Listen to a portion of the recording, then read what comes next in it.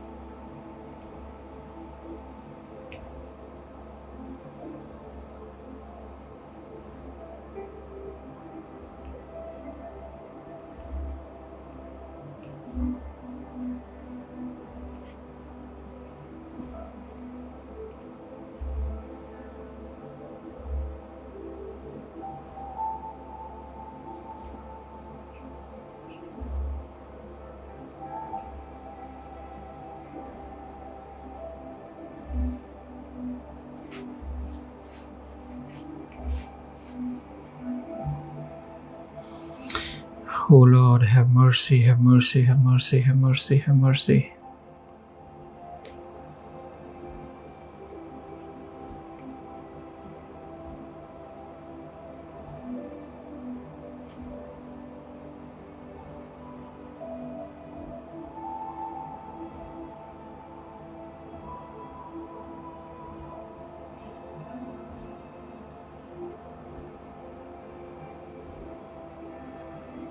Let your glory shine, Lord, let your glory shine.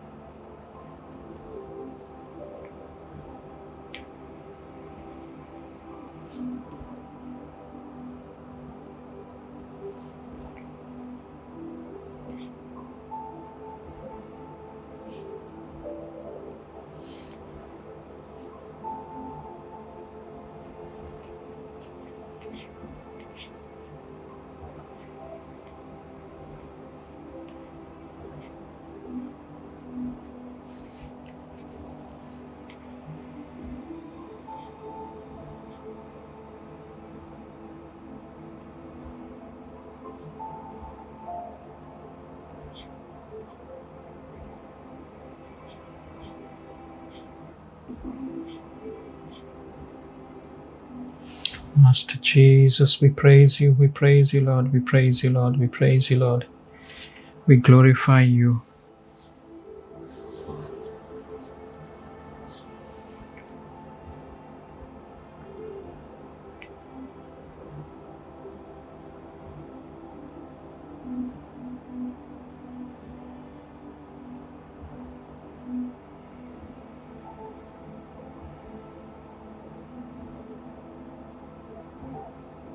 Let us join, let us join. Glory, Lord, glory, Lord, glory, Lord, glory, Lord, glory, Lord. Glory, Jesus, glory, Father.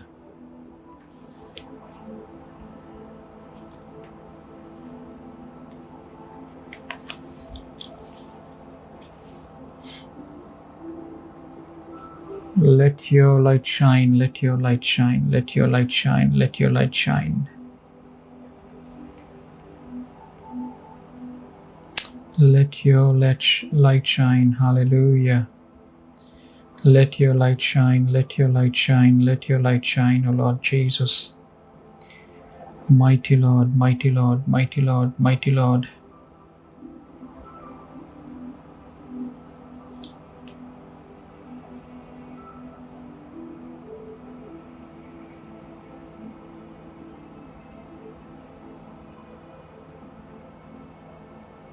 Glory, Jesus, glory, Abba Father.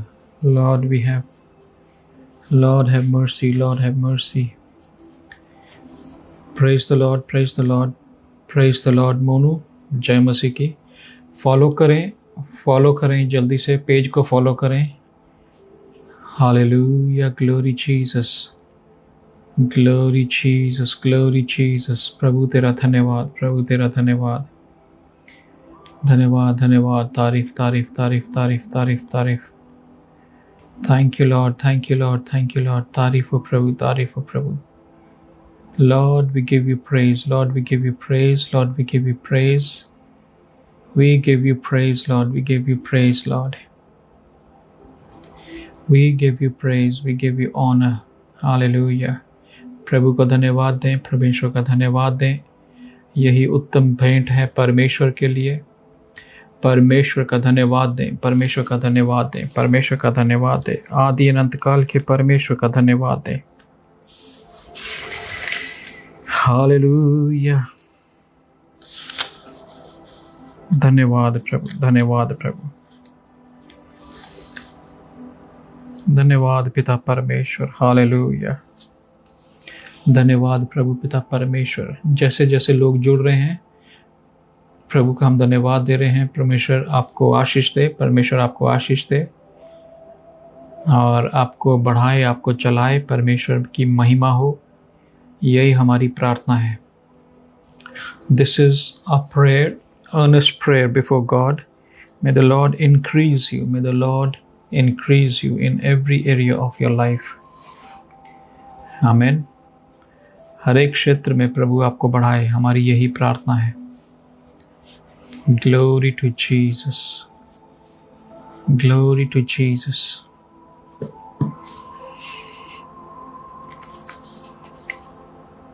परमेश्वर का वचन में लिखा है और साफ रीति से लिखा है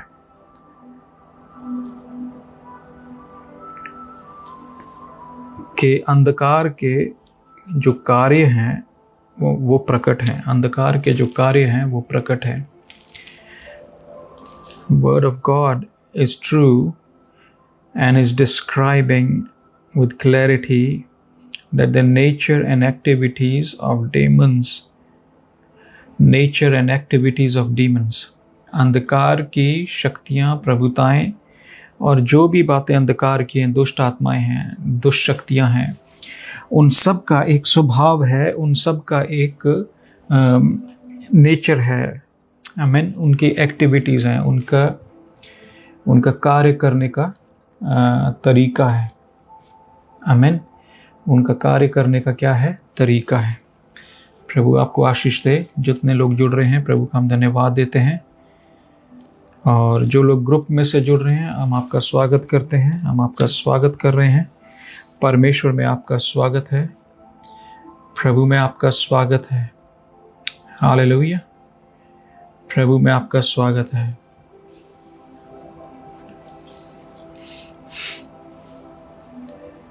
परमेश्वर का वचन हमें बताता है कि कोई भी अंधकार की शक्ति है, उसका कार्य करने का एक तरीका है और उसका एक चरित्र है, उसका एक नेचर है।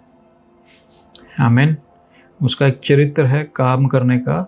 हमें समझना है कि वो कैसे काम करता है और किन क्षेत्रों में काम करता है। हालेलुया। और कोई भी अंधकार की शक्ति है, वो बिल्कुल एक्यूरेसी के साथ काम करता है और बाइबल भी हमें बिल्कुल सटीक तरीके से बताती है कि वो अंधकार की शक्ति कैसे काम करती है। आमीन। बाइबल हमें साफ रीति से बताती है। तो पहले जब हम इन बातों को देखते हैं तो उसमें सबसे पहली बात क्या है? डीमन, यानी अंधकार की शक्तियाँ। डीमन, शैतान, जिसको आप शैतान तो आप लूसीफर को भी बोलते हैं, पर अंधकार की शक्तियाँ डीमन्स होते हैं, दुष्ट बोल सकते हैं। वो दुष्ट नाम यानी डीमन नाम का मतलब है डोमिनियन रखने वाला, यानी प्रभुता रखने वाला है। जब किसी के जीवन पे प्रभुता वो रखता है तो उसके चरित्र में पता लगता है। फिर अनक्लीन स्पिरिट है, वो है अशुद्ध आत्माएं। जो अशुद्ध आत्माएं हैं वो आपको उसके चरित्र से पहचान लेंगे कि उसका चरित्र अशुद्ध रहेगा। आमीन। सो जब चरित्र अशुद्ध है तो उसके कार्य भी अशुद्ध होंगे। फिर हम ईवल स्पिरिट्स देखते हैं, अंधकार की आत्माएं, दुष्ट की शक्तियां। ये वो बातें हैं जो चरित्र को प्रकट करती हैं और वो चरित्र जो दुष्टताई से भरा है, विनाश को चाहता है, नाश करता है। आमीन।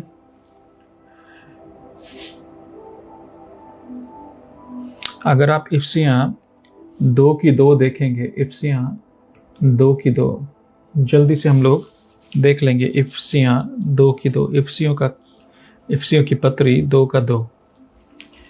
हालेलुया। इफिसियों की पत्री 2 अध्याय और 2 आयत में हम देखेंगे।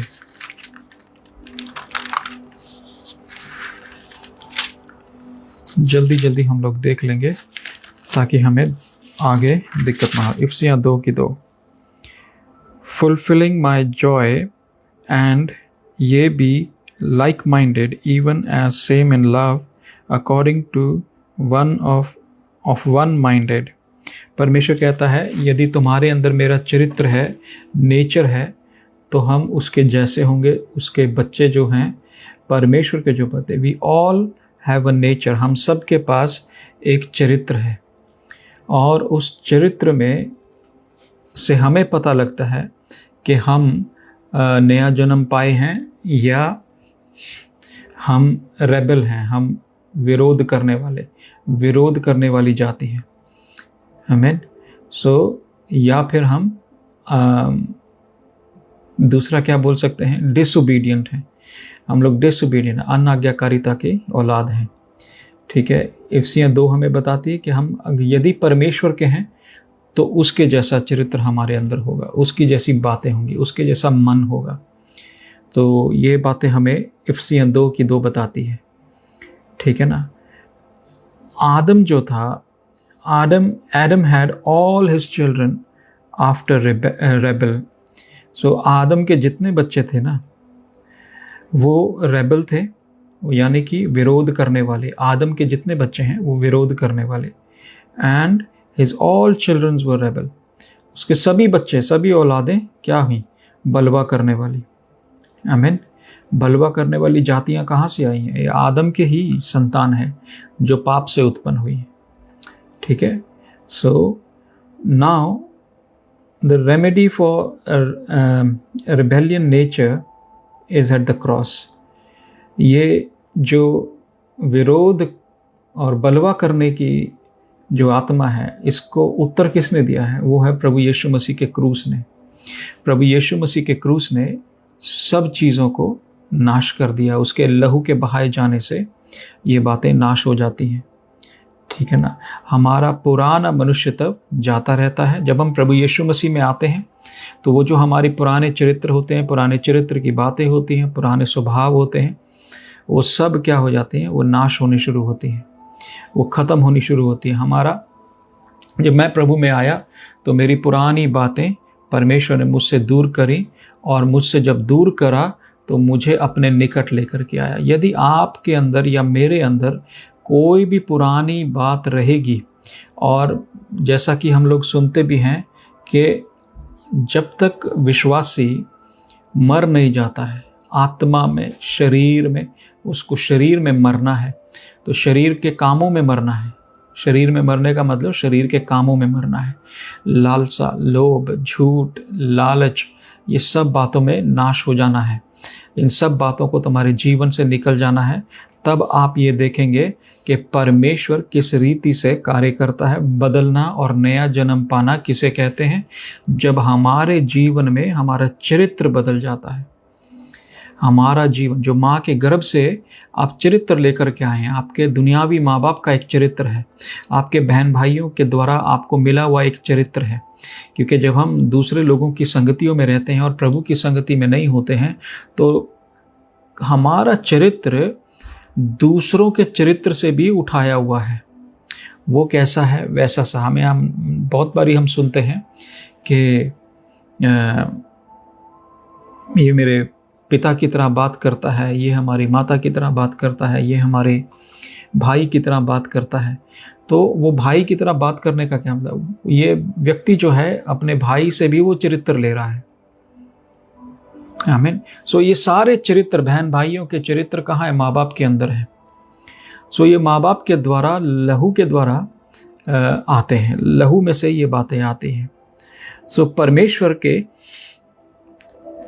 पीछे चलने वाले लोग जो नया जन्म पा लेते हैं, जो जिनका जीवन बदलता है, जो परमेश्वर को अंगीकार कर लेते हैं, स्वीकार कर लेते हैं कि प्रभु यीशु ही मेरा परमेश्वर है और उसे छोड़ कोई और मेरा परमेश्वर नहीं है, तो अपने पापों का अंगीकार करते हैं, प्रभु मैंने ये पाप करा, ये गुनाह किया, मुझे क्षमा कर।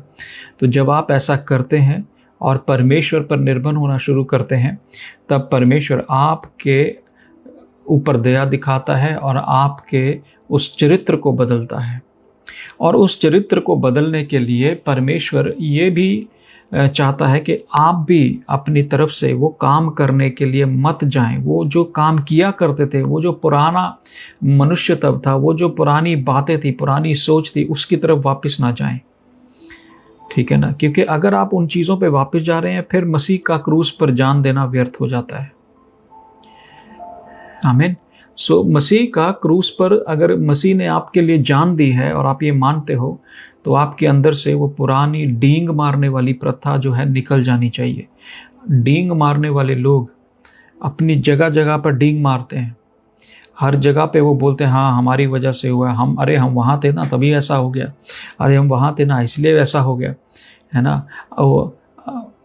तो मतलब डींग मारने के लिए मैं एक बात जानता हूँ कि कुछ लोग ऐसे भी डींग मारते हैं कि वो प्रभु को बीच में मिला लेते हैं। अरे हमारी कोई वो नहीं है, परंतु ये परमेश्वर की दया है, पर फिर भी डींग मारते जाएंगे। उनको मालूम नहीं है वो डींग मार रहे हैं, पर वो अगर कोई आत्मा पाया हुआ व्यक्ति आपको देखेगा तो आपकी डींग मारने के चरित्र को समझ जाएगा। आमीन।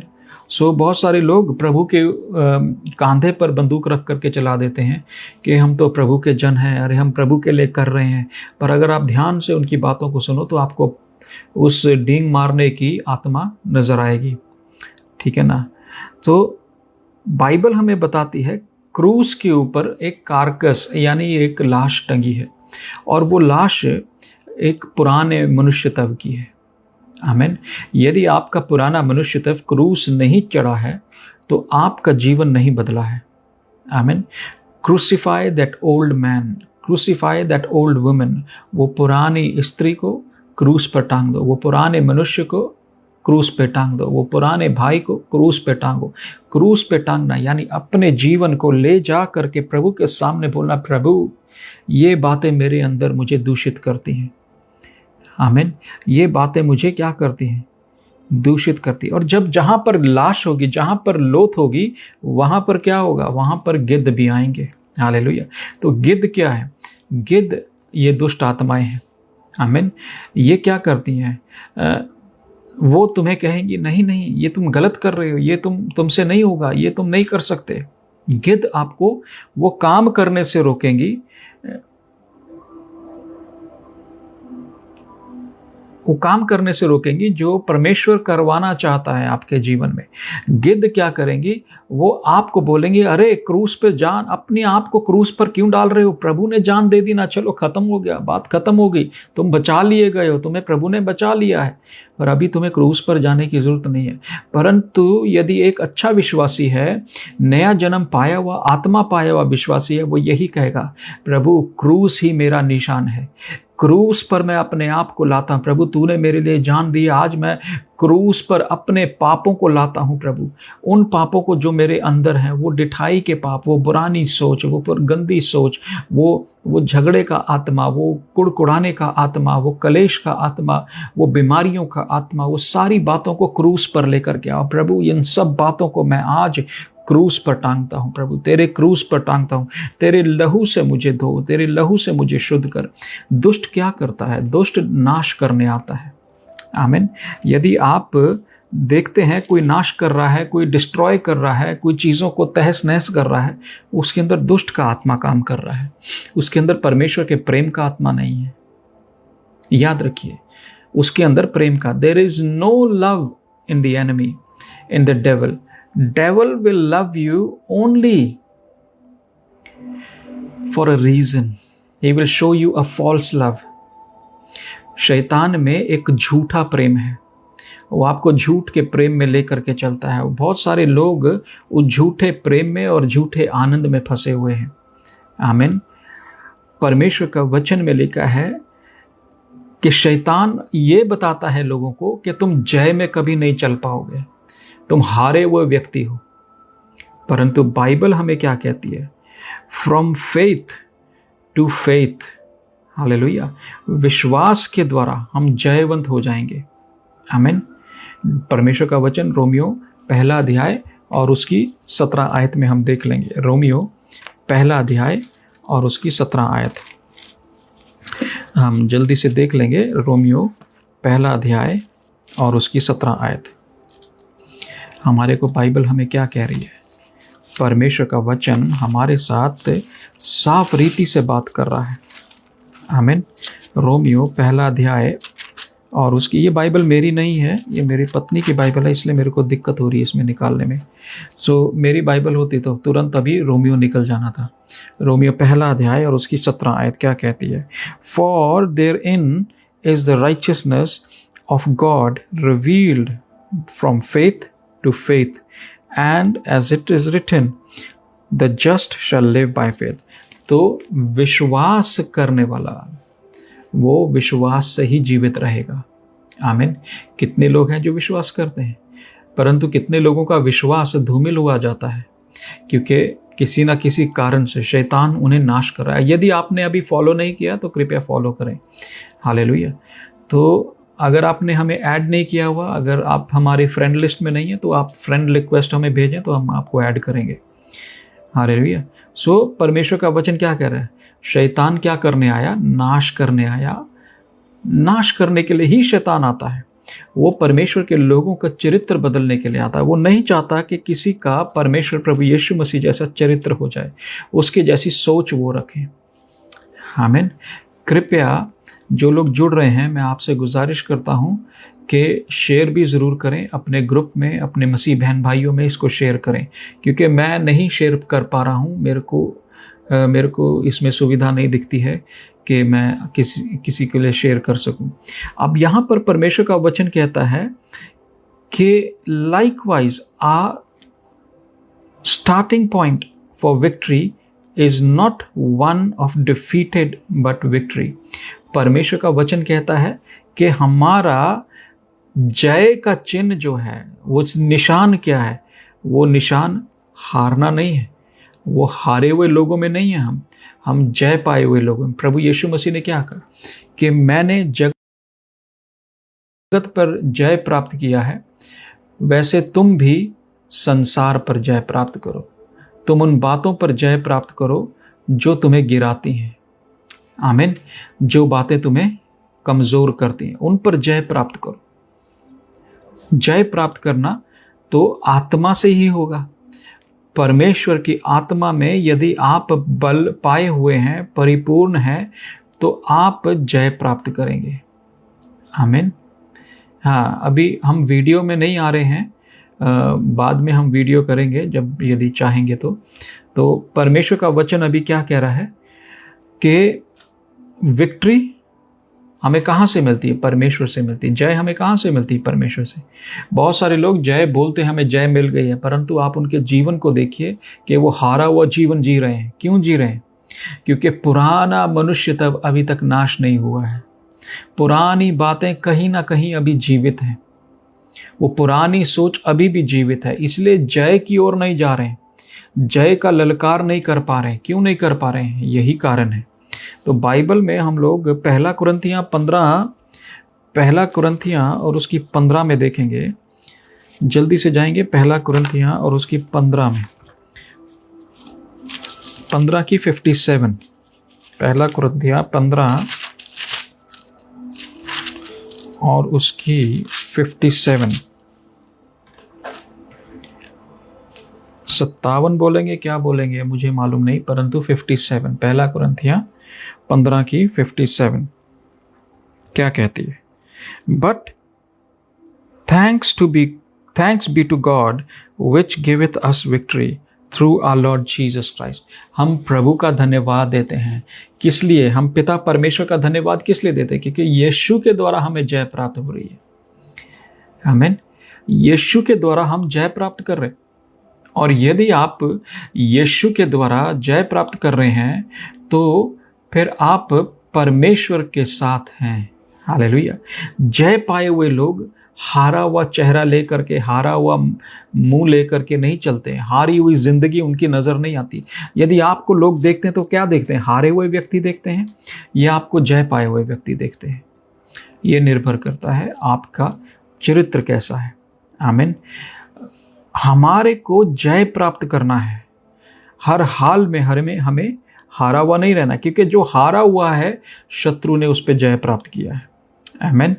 जो हार गया है उसको शत्रु ने हरा दिया है, उसके पास जयवंत जीवन नहीं है। जयवंत जीवन जीने के लिए परमेश्वर ने हमें बुलाया है और बनाया है। आमीन। अब यूहन्ना 8 और उसकी 32 को देखेंगे।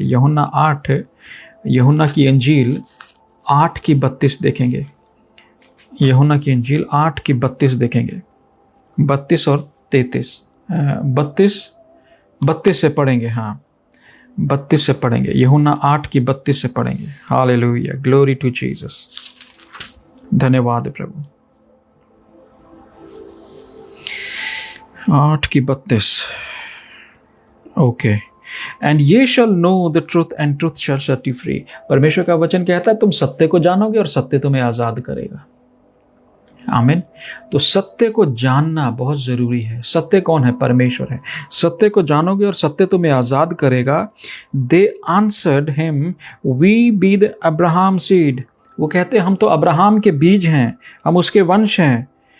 And were never in bondage. हमें तो कभी किसी की बंधुआई में नहीं हम गए। टू एनी मैन, हम किसी मनुष्य के भी गुलाम नहीं हुए हैं, है ना। हाउ सेज दाओ ये शैल बी फ्री। तुम कैसे बोलते हो प्रभु यीशु कि तुम आजाद हो जाओगे? जीसस ने, अब यीशु ने उत्तर उनको किया, वेरली वेरली आई से, मैं तुम्हें सत्य सत्य कहता हूं कि I say to unto you whosoever committed sin is a servant of sin. जो मनुष्य पाप करता है वो पाप की संतान है, वो पाप का गुलाम है। आमीन। जो मनुष्य, अब बहुत सारे लोग हैं पाप पर विश्वास नहीं करते हैं, वो उनके लिए अच्छा है, परंतु पाप है, आंख बंद कर लेने से पाप मिट नहीं जाता है। यदि पाप नहीं है तो संसार में पुलिस क्या कर रही है, फौजें क्या कर रही हैं? वो अंधपाप यानी कि बुरे कामों को मिटाने के लिए बनाए हुए हैं। गलत चीज़ों को हटाने के लिए पुलिस को बनाया गया, गलत काम को हटाने के लिए, जो अराजकता है उसको हटाने के लिए पुलिस का उपयोग होता है, मिलिट्री का उपयोग होता है। दुश्मन आपके बॉर्डर में ना घुस जाए इसलिए मिलिट्री को बॉर्डर पे रखा जाता है, ठीक है ना। सो ये सब बातें क्या हैं? वो कहता है and the servant abideth not in the house for ever but the son abideth. परमेश्वर का वचन कहता है कि पुत्र ही घर में रहता है, नौकर घर में नहीं रहता है। नौकर के लिए अलग एक कमरा बनाया जाता है, वो अलग से रहता है। आमीन। सो यदि आप परमेश्वर की संतान हैं तो आप परमेश्वर के साथ हैं। यदि आपके अंदर पाप है, पाप की प्रवृत्ति है, तो आप परमेश्वर की संतान नहीं हैं। आप शैतान के द्वारा चलाए जा रहे हैं, आप उसके दास हैं, पाप के दास हैं। क्योंकि पापी व्यक्ति, अशुद्ध व्यक्ति या गलत व्यक्ति गलत काम करे बगैर चैन से नहीं बैठता है, वो उसका दास है, गुलाम है। बेविचार करने वाले बेविचार करेंगे, करते रहेंगे। क्यों? वो उसके गुलाम है, क्योंकि वो आत्मा उनसे वो काम करवाती रहेगी। चोरी करने वाले चोरी करते रहेंगे, करेंगे। क्यों? क्योंकि वो चोरी करने वाला उनको गुलाम बना करके ऐसा करता है। बहुत सारे लोगों के अंदर गलत गलत तरीके की प्रवृत्ति है, गलत तरीके की सोच है, गलत भाषा बोलने की। वो उनसे वो काम करवाए जाते हैं। कौन करवा रहा है? ये अंधकार की शक्तियां ही तो करवा रही हैं कि उनसे गलत काम करवाते हैं। वो बोलते हैं कि हम तो सही करने गए थे परंतु गलत हो गया। ऐसा होता नहीं है कि आप सही करने जाओ और गलत हो जाए, क्योंकि आप एक ऐसी प्रवृत्ति में हो जो दोगली है। सही करने गए थे गलत हो गया, ये कौन सी प्रवृत्ति है? ये दोगलापन है। जो सही करता है वो सही करता है, जो गलत करता है वो गलत ही करेगा, जो पाप करता है वो पाप ही करेगा, जो पवित्रताई से चलता है वो पवित्रताई से चलेगा। जो परमेश्वर का भय खाते हैं वो परमेश्वर के भय में चलते हैं, उसके प्रेम में चलते हैं। परंतु जो बलवा करने वाली जाति है वो हर एक से बलवा करते हैं, वो हर एक से नफरत करती है, हर एक से बैर करती है। आमीन। सो इसीलिए हमें ये बात, छोटा सा वचन मैं देने के लिए आज आया हूँ कि हमें इन बातों को समझना है कि वृक्ष जो है, कोई भी पेड़ है वो अपने फलों से जाना जाता है। कोई भी पेड़ है वो अपने फलों से जाना जाता है। आप एक वृक्ष हैं, प्रभु के द्वारा लगाए गए एक वृक्ष हैं, और प्रभु ने जब आपको लगाया तो आपके अंदर फल भी उस प्रकार के लगाए हैं। यदि आपके अंदर कुटिलता, मलिनता, परस्त्रीगमन, लालच, लोभ, गुस्सा, क्रोध, झगड़ा, लड़ाई, ढास, निंदा, कलेश, ये सब बातें हैं, तो आप ये देखिए ये क्या अच्छे फल हैं? नहीं। बाइबल कहती है नाश करने वाला मिट गया है। हालेलुया। क्यों? जब हम प्रभु में आ गए हैं, प्रभु हमारा मालिक बन गया है, हम उसके दास हो गए हैं, तो अब हम जब सच्चाई के दास हैं, हम सत्य के दास हैं, हम सत्य के परमेश्वर के दास हैं, हम उस परमेश्वर के दास हैं जो सत्य है, आदि अनंत काल का परमेश्वर है। आमीन। अब आदि अनंत काल की भाषा आप समझते हैं। आदि अनंत काल का परमेश्वर, वो जो सत्य का परमेश्वर है, हम उसकी संतान हैं। इसलिए हमारे अंदर ज्योति है, क्योंकि वो ज्योतियों का खुदा है, वो प्रकाशमय परमेश्वर है। यदि आपके अंदर, अब ये भी निर्भर करता है कि आपके अंदर कौन सा प्रकाश है, क्योंकि अंधकार में भी अपना एक प्रकाश है, क्योंकि अंधकार के लोग उसी प्रकाश में चलते हैं जो अंधकार के काम प्रकट करता है। आमीन। अंधकार के लोग अंधकार के प्रकाश में चलते हैं जो अंधकार के कामों को प्रकट करता है, और जो जिनमें परमेश्वर की आत्मा के फल है। गलातियाँ 5 पढ़ेंगे ना बाइबल में, तो उसमें आत्मा के फल हैं और शरीर के काम हैं।